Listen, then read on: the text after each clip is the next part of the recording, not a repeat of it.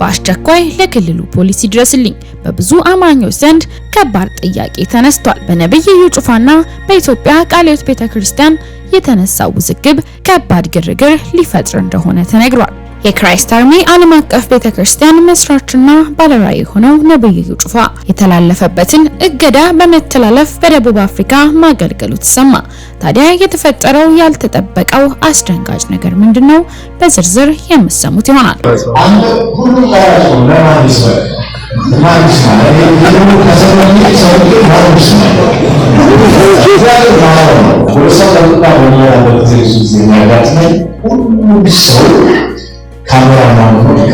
በሌላኛው መረጃችን አንጋፋው የወንጌል አማኝ አገልጋይ ቄስ ዶክተር ገመቺስ ደስታ መወገዙ ተሰማ። ከሰሞኑን በወንጌል አማኝ ህብረት አገልጋዮችና በኢትዮጵያ ቃለ ሕይወት ቤተክርስቲያን መካከል እየተሰሙ ያሉ ውዝግቦች አሁንም ቀጥለዋል። ታዲያ በዛሬው ዕለትም የወንጌል አማኝ አንጋፋ አገልጋይ የሆነው ቄስ ዶክተር ገመቺስ ደስታ መወገዛቸው ተሰምቷል። ታዲያ አብረው ሲያገለግሉ የነበረው ዘማሪና መጋቢ ታምራት ኃይሌ እንዲሁም አንጋፋው መጋቢ ተስፋዬ ጋቢሶ በጉዳዩ ላይ ያስተላለፉት ምንድነው? በዝርዝር የምትሰሙት ይሆናል። ኢየሱስ ኳስ ያያል እኮ ኢየሱስ እኮ የሲቲ ደጋፊ ነው። በቀን ሲቲ ደጋፊ ነኝ ብሎ ለኔ ተናግሯል። ምን ይጠበስ? ሰላም ጤና ይስጥልን ቤተሰቦቻችን፣ ይህ የሮማንስ ሮድ የዩቲዩብ ቻናል ነው። በቻናላችን አዳዲስና ወቅታዊ ትኩስ መረጃዎችን ይዘንላችሁ መጥተናል። እስከ መረጃው ፍጻሜ አብራችሁን ቆዩ። ቻናላችንን ሰብስክራይብ ያላደረጋችሁ ሰብስክራይብ በማድረግና የደወል ምልክቷን በመጫን አዳዲስ መረጃዎችን በፍጥነት ያገኙ። ቪዲዮአችንን ለሌሎች ሼር በማድረግ ቤተሰባዊነቱን ያጠናክሩ። አንጋፋው የወንጌል አማኝ አገልጋይ ቄስ ዶክተር ገመቺስ ደስታ መወገዛቸው ተሰማ። ከሰሞኑን በወንጌል አማኝ ህብረቶች አገልጋዮችና በኢትዮጵያ ቃለ ሕይወት ቤተክርስቲያን መካከል እየተሰሙ ያሉ ውዝግቦች አሁንም ቀጥለዋል። ታዲያ በዛሬው ዕለትም የወንጌል አማኝ አንጋፋ አገልጋይ የሆኑት ቄስ ዶክተር ገመቺስ ደስታ መወገዛቸው ተሰምቷል። የኢትዮጵያ ቃለ ሕይወት ቤተክርስቲያንም ቄስ ዶክተር ገመቺስ ደስታን ከፕሮግራሙ ማገዷ ተሰምቷል። የሐዋሳ ቃለ ሕይወት አጥቢያ ቤተክርስቲያን ህብረት ከፊታችን ህዳር 9 እስከ 14 ባዘጋጀችው ታላቅ መንፈሳዊ ኮንፈረንስ በፕሮግራሙ ላይ እንዲያገለግሉ ከተጋበዙ አገልጋዮች መካከል ዘማሪና መጋቢ ታምራት ኃይሌ፣ ዘማሪና መጋቢ ተስፋዬ ጋቢሶ እንዲሁም ቄስ ዶክተር ገመቺስ ደስታን የነበሩ ሲሆኑ ከነዚህም መካከል ቄስ ዶክተር ገመቺስ ደስታ በቃለ ሕይወት አብያተ ክርስቲያናት ህብረት እንዳያገለግሉ መጋበዝ የለባቸውም በሚል በአንዳንዶች የተነሳውን ተቃውሞ ሰምታ በኮንፈረንሱ ዕለት እንዳያገለግሉ ብላ ካለቻቸው መካከል ቄስ ዶክተር ገመቺስ ደስታን እንዳያገለግሉ መሰረዟና እርምትን ማድረጓን አስታውቃለች። በዚህ ጉዳይ ለምን እንዴት ይህን ሊያደርግ እንደቻለ የሐዋሳ ቃለ ሕይወት ቤተክርስቲያን ያዘጋጀችውን ኮንፈረንስ አዘጋጆችና ኃላፊዎች ለመጠየቅ ያደረግነው ሙከራ አልተሳካም። በጉዳይ ላይም ዝርዝር ምላሽ ስናገኝ ወደ እናንተ የምናቀርብ ይሆናል። በተያያዘ መረጃ በብዙ አማኞች ዘንድ ጥያቄ ተፈጥሯል። በአስቸኳይ ለክልሉ ፖሊስ ይድረስልኝ በብዙ አማኞች ዘንድ ከባድ ጥያቄ ተነስቷል። በነብዩ እዩ ጩፋና በኢትዮጵያ ቃለ ሕይወት ቤተክርስቲያን የተነሳው ውዝግብ ከባድ ግርግር ሊፈጥር እንደሆነ ተነግሯል። ቃለ ሕይወት ጊፋታን አስቀርታብናለች ይላሉ። እዩ ጩፋ እንደ ብሔር ነው እንዴ ድጋፍ እየተደረገለት ያለው? የወላይታ ወንጌል አማኞች ይህ ጥሪ ይመለከታቸዋል። ቃለ ሕይወት ጊፋታን ማክበር ከልክላናለች፣ ወላይታ ቃለ ሕይወት ትፍረስና ወደ ሙሉ ወንጌል ትጠቃለል ይላሉ።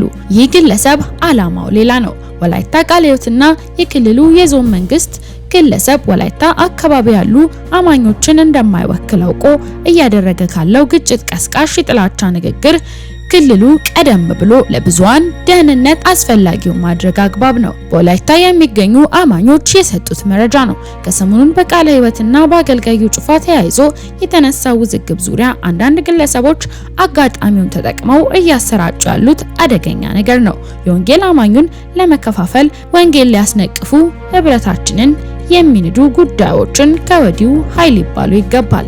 የተለያዩ ግለሰቦች እየተላለፉ ካሉ የጥላቻ መልእክቶች መካከል ይህ ግለሰብ በወላይታ የምትገኙ የቃለ ሕይወት ቤተክርስቲያን ወደ ሙሉ ወንጌል ትታጠፍ ከ5 ዓመት ወዲህ የቃለ ሕይወት ህዝብ የመስቀል ጊፋታ በዓልን እንዳያከብር ያደረገችው ቃለ ሕይወት ናት በማለት ይህ የቤተክርስቲያንና በአጠቃላይ በወንጌል አማኙ ላይ የሚደረገውን ክፉ አጋንንታዊ ሴራ ነው። ዞኑም ሆነ ክልሉ እንዲያሉ ጉዳዮችን እንደ መንግስት በቀላሉ ባይመለከታቸው ጥሩ ነው። ሌላው ደግሞ ጊፋታ አጋንንታዊ ልምምድና ባዕድ አምልኮ መሆኑን ከሰሞኑን በሰፊው እንመለስበታለን። ከዚህም ባለፈ እዩ ጩፋን እንደ ብሔር ነው እንዴ ድጋፍ እየተደረገለት ያለው የሚል ጥያቄም የተላከልን የዘመቻ ጥያቄን አጭሮብናል። ታዲያ የዚህን ሰው መልእክትም ከራሱ አንደበት ተከታትለን እንመለስ። እንዴት ናችሁ? ሰላም ናችሁ? ከዛሬ በኋላ በወላይታ ውስጥ ያለው ቃለ ሕይወት በሙሉ ታፔላው ኢትዮጵያ ሙሉ ወንጌል ተብሎ መሰየም አለበት። ዛሬ አንድ ነገር ልለምናችሁ፣ ኮፒ ሼር አድርጋችሁ ለነሱ አድርሱ። ምክንያቱም የራሳችሁ የውስጣችሁን ችግር ሳትፈትሹ ወጣችሁ ሌላ ነገር ሌላ አጀንዳ መፈጠር ኖር ነው። ከ5 ዓመት ወዲህ በዓል የሚባለው ወላይታ ላይ መስቀል በዓል እንዳይከበር እያደረጋችሁ ነው። እሱን እናወራበታለን፣ ችግር የለውም። ግን ከዚህ በኋላ ማንኛውም ቃለ ሕይወት ቤተክርስቲያን ታፔላውን ሙሉ ወንጌል ብሎ መቀየር አለበት። በቃ እግዚአብሔር በምድራችን ላይ ቀብተው ያስነሳው በብዙ ታምር እግዚአብሔር በሞላው ዓለም ወንጌል እየሰራ ባለበት በነብዩ ላይ መታችሁ ተሰብስባችሁ ማውራት አትችሉም። ሞራርም የላችሁ፣ መግለጫ ልታወጡም አትችሉም። ይቅርታ ቶሎ መጠየቅ አለባችሁ። ኢየሱስ ጌታ አሜን። እንደምን አላችሁ? ክብር ለኢየሱስ ይሁን። በጣም ደስ ብሎኛል በመካከላችሁ ስለተገኘው እግዚአብሔርን ለማገልገል እድሉን ስላገኘው እናንተም ደግሞ እግዚአብሔር በእኔ ውስጥ ያስቀመጠውን ጸጋ ለመካፈል አምናችሁ ደስ ብሏችሁ ስለጋበዛችሁ በጣም በደስታ ነው የመጣሁት። ዛሬ ነገና ከነገ ወዲያ ያለው ጊዜ የእናንተና የቤተሰቦቻችሁ ይሆናል።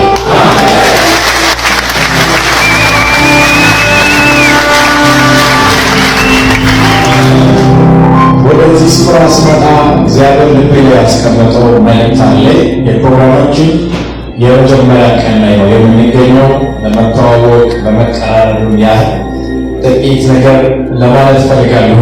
የማካፍለው መጽሐፍ ቅዱስ ክፍል በዘፍጥረት ምዕራፍ 1 ቁጥር 3 ላይ ይሆናል። ዛሬ አጭር ደቂቃ ነው የምናገረው። አብረን እንጸልያለን። በኋላ ነገና ከነገ ወዲያ ግን እንደዚህ አይነት ጥበት በሌለበት ሰፋ ያለ ጊዜ ወስደን በሚገባ የምንጸልይበት ጊዜ እንደሚኖረን እርግጠኛ ነኝ። ጌታ ኢየሱስ ይባርካችሁ። መልእክትን ከማካፈል በፊት አንድ ነገር ባሳስባችሁ በጣም ደስ ይለኛል። ከብዙ አክብሮት ጋር ሩቅ ኪሎሜትር ወይም ደግሞ ብዙ ሺህ ማይል አቋርጬ ወደ ሳውዝ አፍሪካ እስክለንደን ሲመጣ በዓላማ ነው። እናንተም ደግሞ ብዙ ነገር ቤት አስቀምጣችሁ ወደዚህ ስፍራ ስትመጡ አንድ ታርጌት አላችሁ ብዬ አምናለሁ። በዚህ ምሽት ከልጆቻችሁ ጋር በስራ መልስ ቤት ውስጥ መቆየት ትችላላችሁ፣ ኦር ሰምዌር መሄድ ትችላላችሁ። ይህ ሁሉ ሚስ አድርጋችሁ ትታችሁ እዚህ የመጣችሁት የሆነ ጎል አስቀምጣችሁ ነውና ጎል ካለ በዛ ጎል ላይ ታርጌት ብታደርጉ ደስ ይለኛል። ወደ ሳውዝ አፍሪካ በሚመጣበት ጊዜ ብዙ ጊዜ የሚያጋጥመኝ ሁሉ ሰው ካሜራማን ሆኖ ይቀርጻል እና ቃል ቢሰማ እና ፕሊዝ ወዳችኋለሁ። በቀን ችግር የለም ያው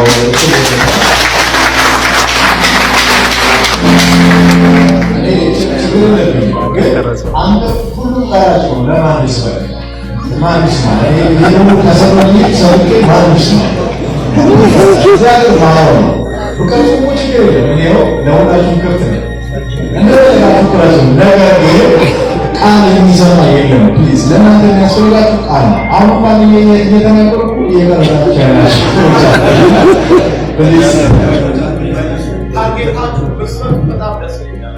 አፍስቴር ያላችሁ ጠላት የሚጠቀማቸውን ክፉ ሰዎችን ለማወቅ ርቆ መሄድ አይጠበቅብህም። ከፍሬያቸው ይታወቃሉ። የመጀመሪያው ምልክታቸው ሌሎች በሚያደርጉት ነገር ይቀናሉ። ከዛ ሲቀጥል ደስታቸው ያለው በሌሎች ስቃይ ላይ ነው። አፋቸውና ልባቸው የተለያየ ነው። በአፋቸው መልካም ነገር ይናገራሉ፣ በልባቸው ግን በክፋት ይኖራሉ። የሰዎችን ደስታ የሚያጠፋ መንፈስ በእነሱ ላይ ስለሚሰለጥን አንድ መልካም ነገር ባንተ ላይ በተከናወነ ጊዜ ሁል ጊዜ ጠብቆ ክርክር ያስነሳሉ። ፈሪሃ እግዚአብሔር በውስጣቸው ላይ ስለሌለ የክፋትን መንገድ ይመርጣሉ። እድሜያቸው ግን አጭር ነው።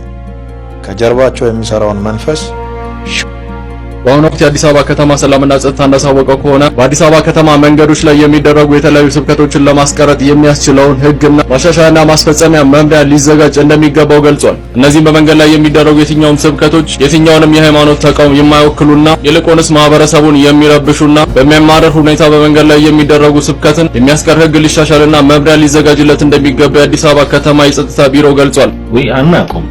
በጣም ይቅርታ አድርጉልኝ።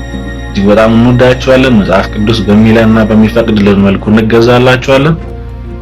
ብዙ ነገሮችን እንሰማቸዋለን። ይህንን ግን የምንሰማቸው ጉዳይ አይደለም፣ አናውቅም። ምክንያቱም ይሄ ትርፋችን አይደለም፣ ዋናችን የተፈጠርንበት ዓላማ ነው። ወደ ዓለም ሁሉ ሂዱ፣ ወንጌልን ለፍጥረት ሁሉ ስበኩ ተብለን የተፈጠርነው እኛ ስራችን ነው።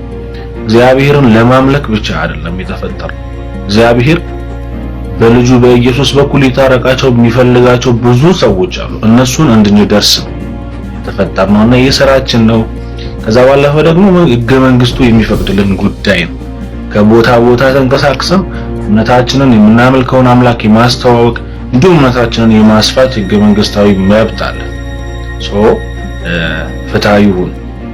ማን ይሙት ሰው ደክሞ ገብቶ እቤቱ ተኝቶ እያለ በሌሊት የሚረብሽ አዛንና ቅዳሴ ነው ወይስ በስራ ሰዓት በቀን ላይ ሰዎች እየተመላለሱ እያሉ በእኩለ ቀን ላይ የሚሰብክ ሰው ነው የሚረብሸው? ሰው ፍትሃዊ ሆኖ እዚህ ወንጌል ጥላቻ አላችሁ ብዬ አላምንም። ነገር ግን ምናልባት በስተት ያነሳችሁት ጉዳይ ሊሆን ይችላል። ካልሆነም ደግሞ ሆኖ አልፎ እናጸድቀዋለንና ቅጣቱም ሊሆን የሚችለው እስር ነው አይደል? በዚህ ወንጌል እኮ አይደለም እስር፣ አባቶቻችን ሞተውለት ሰው አይደለም እስር የሚመጣውን ሞትን ቢሆን ለመቀበል ዝግጁ ነን። ለምን ቢባል የተፈጠርንበት ዓላማ ነው።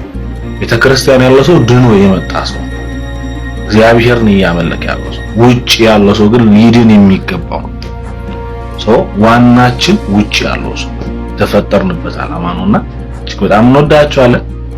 ይህንን ሐሳባችሁን መለስ ብላችሁ ይዩት እንላለን። በጣም በትህትና ማለት ነው። ኢየሱስ ኳስ ያያል እኮ ኢየሱስ ኳስ። ኢየሱስ እኮ የሲቲ ደጋፊ ነው።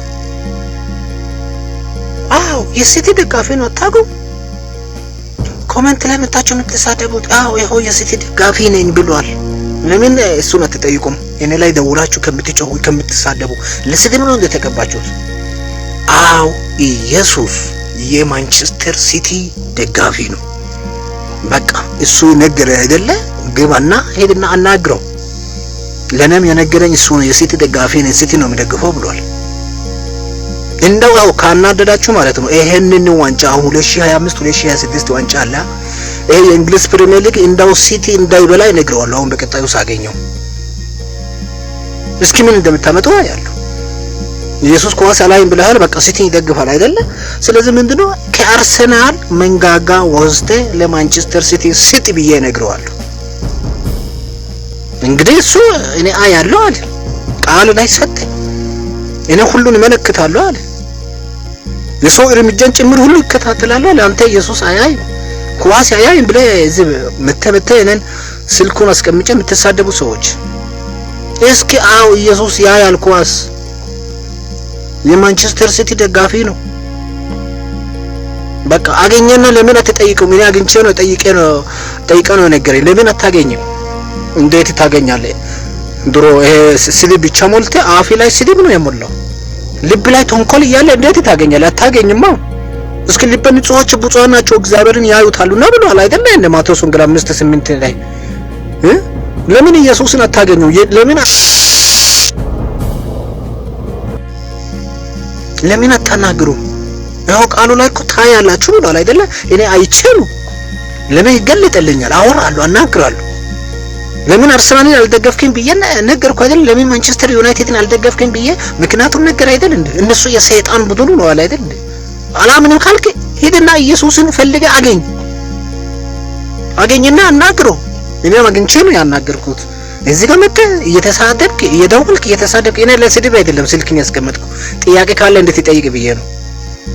መጽሐፍ ቅዱስ ኢየሱስ ያያል ብሎ ከተናገረ አንተ ማን ስለሆንክ ነው ኢየሱስ አይንን ወግተህ ያጠፋ እንዴ? ያንተ አይን ነው ማያየው። ኢየሱስ አይን ያያል፣ ሁሉን ያያል፣ እርምጃውን ያያል። ስትናገር፣ ስትሄድ፣ ስትቀመጥ፣ ስትወጣ ሁሉን ያያል። አዎ በቃ እኔ ከተጻፈው ውጪም ሊያወራ ምንም አልችልም። ሺህ ጊዜ ብትጮህ ማለት ነው። ዓለም ሁሉ ተነስቶ ቢጮህ ማለት ነው። ኢየሱስ ኳስ ያያል። አዎ 100% ያያል። በቃ አያለው ብሏል፣ ያያል። እና ምን ተጠበስ መብቱ ነው። ምን አገባታ እሱ ኳስ ስላየ እኔ ከመለሰ ህይወት ጋር ምን ያገናኛል? እንኳን አንተ ያየ አይደል እንዴ? አያይም። አሁን ብዙ ሰዎች ደውለው ኢየሱስ አያይም አያይም። ያንተ አይን ነው ማያየው። እሱ ማያያል። እሱ ማያየው ነገር የለም፣ ሁሉን ያያል። እርምጃውን ጭምር ሁሉ ያያል ኢየሱስ። ለምንድን ነው ማያየው? እና 60 እና 70 ሺህ ህዝብ ተሰብስቦ ኢየሱስ አያይም ትላለህ እንዴ አንተ? ያንተ አይን ነው ማያየው እንጂ እሱ በደንብ ያያል። እኔን አትሳደብ መተህ። አዎ ኢየሱስ የማንቸስተር ሲቲ ደጋፊ ነው። በቃ ምን ይጠበስታል? አገኘውና በቃ የማንቸስተር ሲቲ ደጋፊ አትሁን ወይ የማንቸስተር ዩናይትድ ወይ የአርሰናል ደጋፊ ሆነ ብለህ አስቀይረው ከፈለክ። ለኔ እንደዚህ ነው ያለኝ።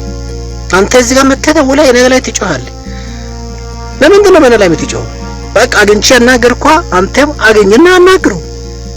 ልብ ላይ ተንኮል አለ፣ እንዴት ታናግራለህ? አታገኘውማ። እሱ ልብ ንጹሖች ብፁዓን ናቸው ብሏል። አየህ አንተ ልብህ ንጹሕ ስለሆነ ይመጣል ነገ ኢየሱስ። አንተ ግን ተንኮል ስላለ ልብ ላይ ውሸት ስላለ አታገኘውም፣ አታየውም ኢየሱስን። ዝም ብለህ ለማንበብ ብቻ ነው የተፈጠርከው። እስኪ ኢየሱስን አገኝና አናግረው፣ ጠይቀው። እስኪ ሄድና የነገረኝ እሱ ነው አይደለ? ይኸው ጠይቀው ሄድና አገኘውና አናግረው። ለምን ማንቸስተር ሲቲ ደጋፊ ሆንክ ብለህ አናግረው። ተንኮልን ልብ ላይ አውጣ። መጀመሪያ ክፋትን አውጣ፣ ስድብን አውጣ። ከዛ በኋላ ትጠይቀዋለህ፣ ይመልሳል። ግን ተንኮል ልብ ላይ ክፋት እያለ መቼም አታገኘውም፣ ልታየው አትችሉም። ቅዱስ ነኝ፣ እኔ ጻድቅ ነኝ። መልአከ ገብርኤል ይቆርጣል። መብረቅ አንተን ይምታ። እስኪ ይምጣ መብረቅ ይምታና እስኪ ይምጣ። እስኪ ገብርኤል ይምጣ። ባይዘው እኔ ከገብርኤል እንደምበልጥ አታውቅም እንዴ? አታውቅም እንዴ? እኔ ከሚካኤል ከሱራፌል ከክሩቤል በሰማይ ያሉ ከመላእክቶች እንደምበልጥ አታውቅም እንዴ? አይደለም መብለጥ፣ እኔ እነሱ ላይ ገና ይፈርዳሉ። ፍርድ አየህ፣ ፍርድ ይፈርዳሉ። መጽሐፍ ቅዱስ ይላል። አታውቅም አንተ ራስን አሳንሰው ነው የምታየው። ሰው ልጅ ከማንም እግዚአብሔር ብቻ ነው ከሰው ልጅ የሚበልጠው። መልአክ ለኔ ነው የሚታየው። የኔ ቦዲ ጋርድ እንደሆነ አታውቅም እንዴ? ና እስኪ ገብርኤል ና በለው፣ ይገጥማሉ፣ ችግር የለውም። ሚካኤል ና በለው ከፈለክ፣ ችግር የለውም። እስኪ የሚያመጣ ቁጣ ካለ እኔ አስተናግዳለሁ፣ ና በለው። ይቁረጥ እስኪ ና ነው ላይ ብላ እየጠበቅኩ ነው። እስኪ ና በለው። ዝም ብሎ ማይሆን ነገር ታወራለህ እንዴ? ገብርኤል እኮ ዝም ብሎ አንተ ስላልክ የሚቆርጥ መሰለህ እንዴ? ችግር ራሱ ላይ ነው ችግር የሚያመጣው። አንድ እቺም ያክል ዝም ብሎ ላይ ቢቀመጥ ራሱ ላይ ነው ችግር የሚመጣው። ትቀልዳለህ እንዴ? ማን እንደሆንኩ ስለማታውቅ ነው። ውዱ ብርቅዬ በደም የተገዛ ሰው ነኝ። ስለዚህ ያያል ኢየሱስ፣ በደንብ ያያል ኳስ። አዎ ያያል ኢየሱስ። ሲቲ ደጋፊ ነው። በቃ ምንም ማድረግ አልችልም። ሄድና አርሰናል ደጋፊ ሆነ ብለህ አገኘውና አስቀይረው ከፈለክ። በቃ እኔ ሲቲ ደጋፊ ነኝ ብሎ ለኔ ተናግሯል። ምን ይጠበስ? ምን አይነት ነው በእናትህ?